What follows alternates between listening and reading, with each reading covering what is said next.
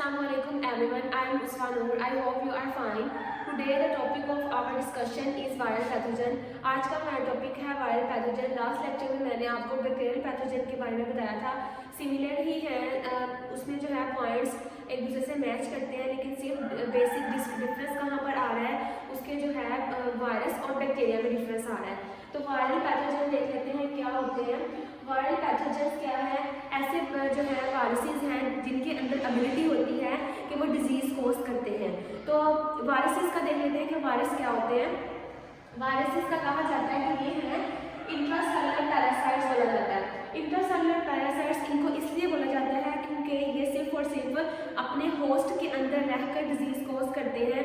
मतलब कि इनको अपनी रेप्लिकेशन के लिए और ग्रोथ के लिए जो है होस्ट चाहिए होता है। विदाउट होस्ट ये जो है रेप्लिकेट नहीं कर सकते। इनको जो इन्होंने क्या करना होता है, होस्ट के अंदर जाके उसकी मशीनरी को अपने तरीके से चलाने की कोशिश करते हैं और टेक ओवर कर लेते हैं होस्ट की मशीनरी को।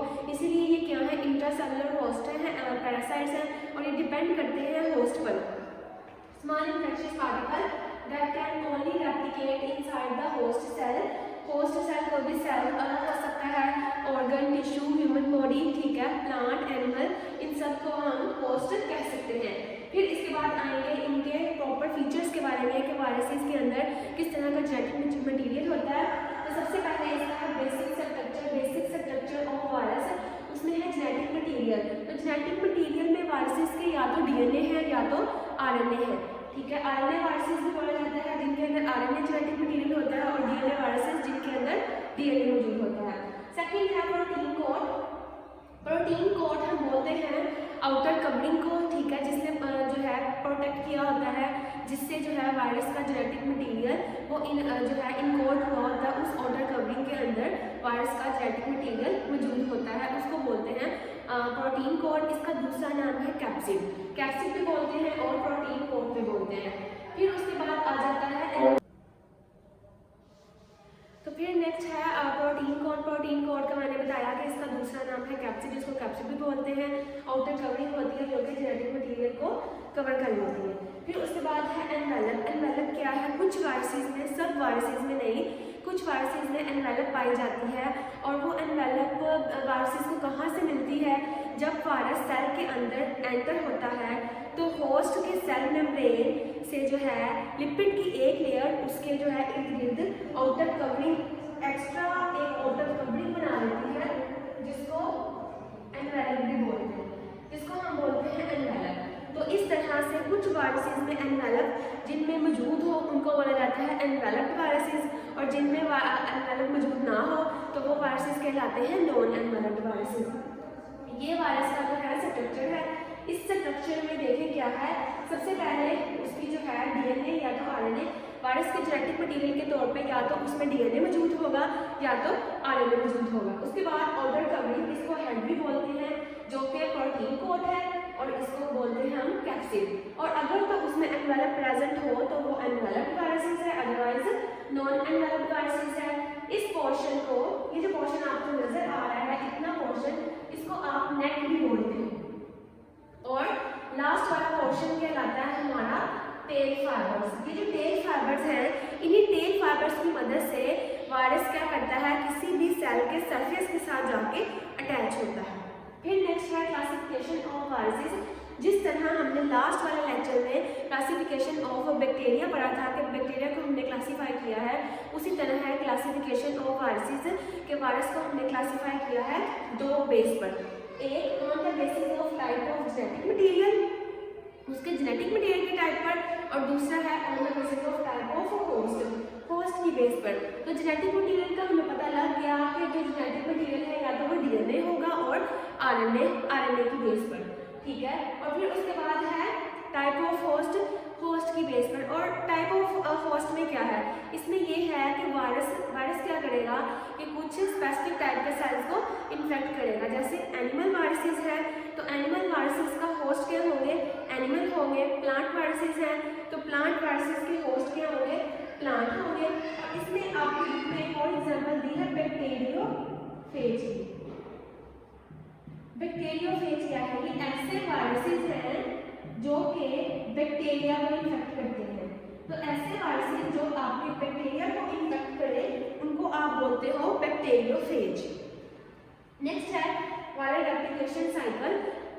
वायरस का रेप्लिकेशन साइकिल किस तरह से चलता है, जब वो हमारी बॉडी के किसी भी सेल में जाके क्या करेगा, रेप्लिकेट करेगा, इन्फेक्ट करेगा, अपनी डिजीज कोज करेगा।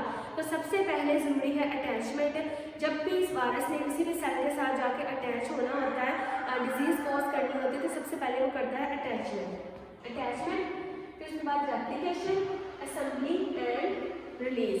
तो वायरस क्या करेगा, आपके सेल की सरफेस पे जाके सबसे पहले अटैच करेगा और अटैच होने के बाद क्या करेगा, एंट्री करेगा। ठीक है, अटैचमेंट एंड एंट्री। ठीक है, ये सेल है, होस्ट का सेल है, और ये क्या है, वायरस। वायरस ने क्या किया, जाके अटैच हुआ, ये होगी उसकी अटैचमेंट। अटैचमेंट के बाद नेक्स्ट स्टेप में क्या होगा, वायरस एंटर हो जाएगा। ये होस्ट सेल है और इसके अंदर क्या होगा, वायरस एंटर हो जाएगा। वायरस के एंटर होने के बाद होगी रेप्लिकेशन।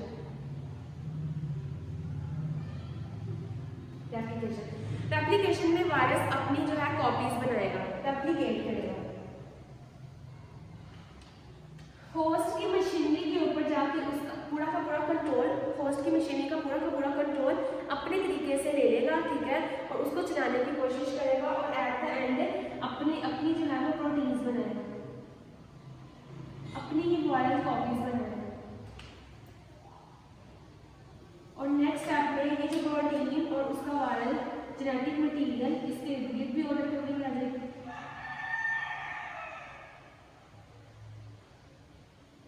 और एक टाइम ऐसा आएगा कि इन छोटे छोटे मैच्योर वायरस पार्टिकल से होस्ट का सेल भर जाएगा पूरा का पूरा। और नेक्स्ट स्टेप में क्या होगा, ये जो छोटे छोटे सेल मैच्योर वायरस पार्टिकल बने हैं, सेल से बाहर निकल जाएंगे। ठीक है, और सेल से जब बाहर निकल जाएंगे तो मजीद जाके और सेल्स को, हेल्दी सेल्स पर जाके इन्फेक्ट करेंगे और इसी तरह से वायरल इन्फेक्शन जो है वो बढ़ता चला जाएगा। सबसे पहले क्या हुआ, अटैचमेंट की, वायरस होस्ट सेल के पास जाके क्या हुआ, अटैच हुआ। उसके बाद रेप्लिकेशन के बाद जो वायरस की प्रोटीन थी वो असेंबल हो गई होस्ट सेल के अंदर ही, जिसको हम बोल रहे हैं असेंबली। और उसके बाद है रिलीज में क्या होगा कि मैच्योर वायरस पार्टिकल सेल से बाहर निकलकर मजीद हेल्दी सेल्स को इन्फेक्ट करेंगे। उसके बाद है fourth point, host tropism. Host tropism क्या है, होस्ट ट्रोपिज्म ये है कि वायरस जो है जाकर सेल को, होस्ट सेल्स को इन्फेक्ट करेगा। उसमें है नैरो और ब्रॉड। उसकी एग्जाम्पल में बताया हुआ है कि कुछ वायरसेस का ब्रॉड स्पेक्ट्रम है और कुछ वायरसेस का है नैनोट्रोपिज्म। नैनोट्रोपिज्म और ब्रॉड ट्रोपिज्म क्या है, नैनोट्रोपिज्म का मतलब ये है कि infect special type of cells. वो वायरसेस जिनका जो है नैनोट्रोपिज्म है वो सिर्फ और सिर्फ कुछ स्पेसिफिक सेल्स को ही जाकर इन्फेक्ट करेंगे, उन्हीं में जाकर डिजीज कोज करेंगे। इसकी एग्जाम्पल में है लिवर सेल्स।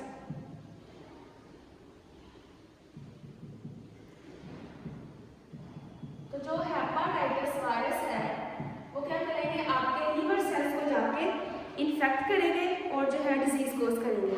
ठीक है, ऐसे वायरस जिनके अंदर एबिलिटी है कि वो सिर्फ एक ही तरह के मखसूस तरह के सेल्स में जाकर डिजीज कोज करेंगे, उनको हम बोलते हैं कि इन वायरसेस का है नैनोट्रोपिज्म। इसके अलावा अगर हम सेकंड बात करें तो वो है ब्रॉड ट्रोपिज्म। ब्रॉड ट्रोपिज्म क्या है, infect broad variety of cells, कि वो जो वायरस क्या करेंगे, वो उनके लिए मखसूस नहीं है कि वो सिर्फ एक ही तरह के जो है सेल्स को इन्फेक्ट करेंगे। हर तरह की वैरायटी ऑफ सेल्स के अंदर जो है डिजीज कोज करने की एबिलिटी उनमें मौजूद है। इसकी एग्जाम्पल में आप जो है वो वायरसेस ले लो कि जिसमें जो है HIV, अगर हम बात करें तो HIV क्या करता है, अटैक करता है आपके इम्यून सिस्टम में जाके, और इम्यून सिस्टम को जाके वीक करता है। एट द एंड क्या होता है, आपके मुख्तलिफ तरह के जो ऑर्गन्स हैं वो इन्फेक्ट होते हैं और आपको जो है डिजीज कोज होती है। फिर उसके बाद है fifth point, pathogenicity and virulence factors. Last lecture में भी मैंने आपको बताया था कि पैथोजेनिसिटी और वीरनेस फैक्टर्स में क्या फ़र्क है, कि पैथोजेनिसिटी और वीरनेस फैक्टर क्या होते हैं। Pathogenicity ability to cause disease, virus virus की एबिलिटी या बैक्टीरिया की एबिलिटी जिसके तहत वो किसी भी इंसान, जानवर, ठीक है, या प्लांट वगैरह में किसी भी सेल में जाकर डिजीज कॉज करता है, उस एबिलिटी को, उस प्रॉपर्टी को, खासियत को हम बोलते हैं पैथोजेनिसिटी। और र्यूलेंस फैक्टर्स क्या है? वो करैक्टरिस्टिक, वो खसूसियात या वो चीज़ जिसकी वजह से, या वो ख़ास खूबी जिसकी वजह से वायरस या बैक्टीरिया को हिम्मत मिलती है कि वो अपनी डिजीज़ कॉज करने की एबिलिटी को बढ़ाएं, उस एबिलिटी को या उन चीज़ों को हम बोलते हैं virulence factor. Enhance the ability to cause disease. अब वो कौन से फैक्टर हैं? प्रोडक्शन ऑफ टॉक्सिन, कुछ वायरस क्या करेंगे, टॉक्सिन प्रोड्यूस करेंगे, ठीक है, तो ये जो है उनकी एबिलिटी है डिजीज कॉज करने की, जो कि मजीद बढ़ा देगी कि वो ज़्यादातर बढ़ा चढ़ा के इन्फेक्शन कॉज करें, तो इस एबिलिटी को हम बोलेंगे र्यूलेंस फैक्टर। नेक्स्ट है 6 वाला common viral pathogens. Common viral pathogens जिनका इन्फेक्शन आपको कॉमनली बहुत ज़्यादा देखने को मिलता है, तो उसमें है HIV। HIV मैंने आपको जैसे पहले यहाँ पे बताया कि इसको बोलते हैं ह्यूमन इम्यूनोडेफिशिएंसी वायरस। ये वायरस आपके इम्यून सिस्टम पे अफेक्ट करता है, जिसकी वजह से आप जो पर्सन है वो इम्यूनो कॉम्प्रोमाइज्ड हो जाता है, ठीक है। सेकंड पॉइंट है HPV। HPV को बोला जाता है ह्यूमन पैपिलोमा वायरस, कि मोस्टली आपके पास सर्विकल और वेजाना का जो है इन्फेक्शन कॉज करता है और जो है कैंसर कॉजिंग होता है, मतलब कैंसर बना देता है। जैसे कैंसर के जो है कहते हैं ना छाले बन गए हैं, फोड़े बन गए हैं, तो ये जो है HPV human papilloma virus cancer causing virus है। उसके बाद इन्फ्लुएंजा। इन्फ्लुएंजा का आप देखते हो कि कॉमन सीजनल फ्लू होता है, आउटब्रेक्स आती है, जैसे विंटर सीजन है तो विंटर सीजन में जो है हर एक को क्या होता है, फ्लू लगा होता है, जिसकी वजह से ये HIV इन्फ्लुएंजा वायरस है, जो इसकी वजह से सीजनल फ्लू की जो है आउटब्रेक्स आती है हमें। नेक्स्ट है कोरोना वायरस। कोरोना वायरस भी जो है आपको रिस्पायरेटरी इन्फेक्शन कॉज करता है, फ्लू वगैरह की सिम्टम्स मिलती हैं आपको। नेक्स्ट है हर्पीज वायरस। हर्पीज वायरस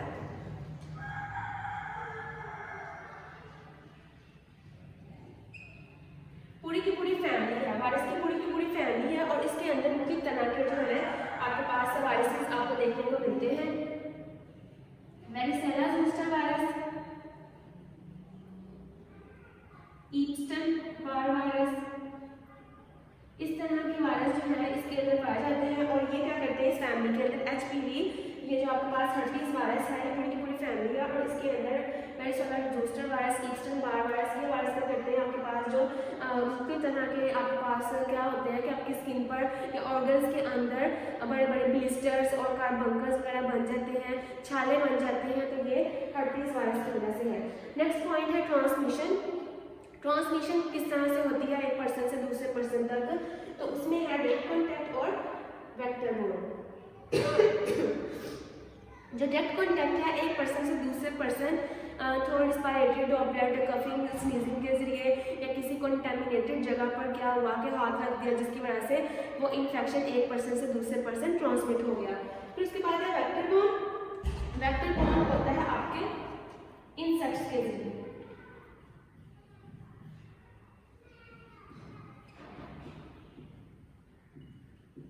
इसके एग्जाम्पल में आपके पास आ जाते हैं मॉस्किटोज, ठीक है।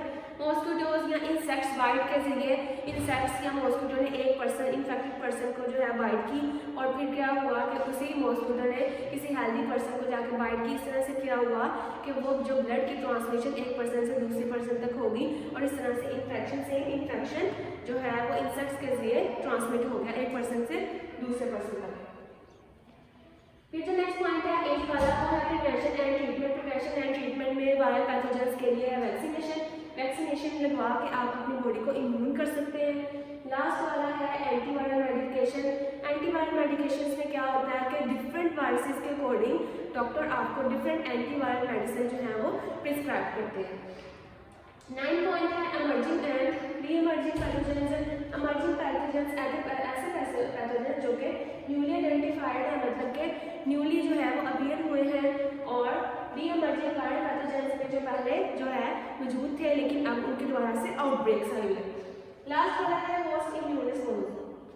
होस्ट इम्यून रिस्पॉन्स में 2 तरह की इम्यूनिटी है, इन्नेट इम्यूनिटी और दूसरा है एडेप्टिव इम्यूनिटी। इन्नेट इम्यूनिटी क्या है? इन्नेट इम्यूनिटी ऐसी इम्यूनिटी जिसमें आपकी बॉडी में नॉन स्पेसिफिक तरह की जो है इम्यूनिटी होती है। नॉन स्पेसिफिक का क्या मतलब है? नॉन स्पेसिफिक का मतलब ये है कि आपकी बॉडी के अंदर जो है किसी भी स्पेसिफिक वायरस के अगेंस्ट या स्पेसिफिक बैक्टीरिया के अगेंस्ट जो है इम्यूनिटी नहीं है। जनरल इम्यूनिटी है, जो कि अगर कोई वायरस आ गया तो आपकी बॉडी क्या करेगी, उसके अगेंस्ट कुछ एंटीबॉडीज जो है वो सिक्रीट करेगी ताकि आपकी बॉडी को वक्ती तौर पर उससे जो है प्रोटेक्ट किया जा सके। वो होती है नॉन स्पेसिफिक इम्यूनिटी, जो बाय बर्थ आपकी बॉडी के अंदर जो है पहले से ही मौजूद होती है। ऐसी इम्यूनिटी को बोलते हैं इननेट इम्यूनिटी। सेकंड है अडैप्टिव इम्यूनिटी। अडैप्टिव इम्यूनिटी को हम बोलते हैं स्पेसिफिक।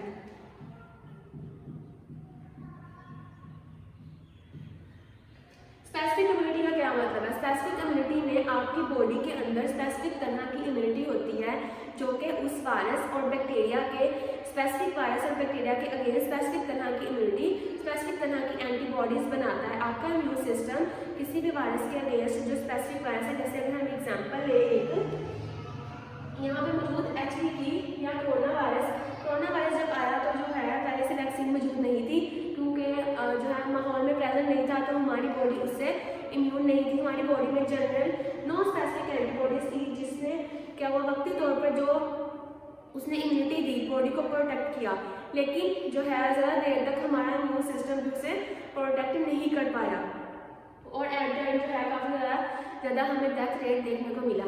लेकिन बाद में क्या हुआ, टाइम टू टाइम जो है जब इसकी वैक्सीन बनी, तो वैक्सीन लगाने के बाद हमारी बॉडी में कोरोना वायरस के अगेंस्ट स्पेसिफिक तरह की एंटीबॉडीज़ बन गई। उन एंटीबॉडीज़ ने कोरोना वायरस के अगेंस्ट जो है वो स्पेसिफिक इम्यूनिटी दी। ठीक है, अब हम अगर बात करें अडैप्टिव इम्यूनिटी की, तो अडैप्टिव इम्यूनिटी में स्पेसिफिक तरह की, मतलब किसके अगेंस्ट, कोरोना वायरस एक स्पेसिफिक वायरस हो गया और उस स्पेसिफिक वायरस के अगेंस्ट जो हमने वैक्सीन लगाई, कोरोना वायरस की वैक्सीन, उस वैक्सीन ने हमारी बॉडी में स्पेसिफिक एंटीबॉडीज प्रोड्यूस की। उस स्पेसिफिक एंटीबॉडीज की वजह से हम इस स्पेसिफिक कोरोना वायरस के अगेंस्ट जो है हमारी बॉडी अब इम्यून हो चुकी है। तो ये थी एक इननेट इम्यूनिटी। इननेट इम्यूनिटी ऐसी इम्यूनिटी जिसमें बाय बर्थ जो है आपकी बॉडी में जनरल इम्यूनिटी होती है, जनरल एंटीबॉडीज होती हैं जो कि किसी भी जनरल बैक्टीरिया या जो है वायरस के अगेंस्ट आपको प्रोटेक्ट करता है। लेकिन जो है अडैप्टिव इम्यूनिटी में जब तक आप स्पेसिफिक वायरस के अगेंस्ट जो है आपकी बॉडी के अंदर वैक्सीन वगैरह या कोई भी उसके अगेंस्ट जो है मेडिसिन नहीं खाओगे, तब तक जो है आपकी बॉडी से इम्यून नहीं हो सकती। तो इननेट और इम्यूनिटी जो है, इननेट जो है बाय बर्थ और अडैप्टिव इम्यूनिटी आप किसी भी ट्रीटमेंट के थ्रू जो है आपकी बॉडी के अंदर जो है इम्यूनिटी आती है। आज का ये लेक्चर था वायरल पैथोजेंस के बारे में। आई होप सो आपको जो है क्लियर हो गया हो। अगर कोई भी जो है क्यूरी है आपकी, तो आप मुझसे जो है पूछ सकते हैं। Thank you.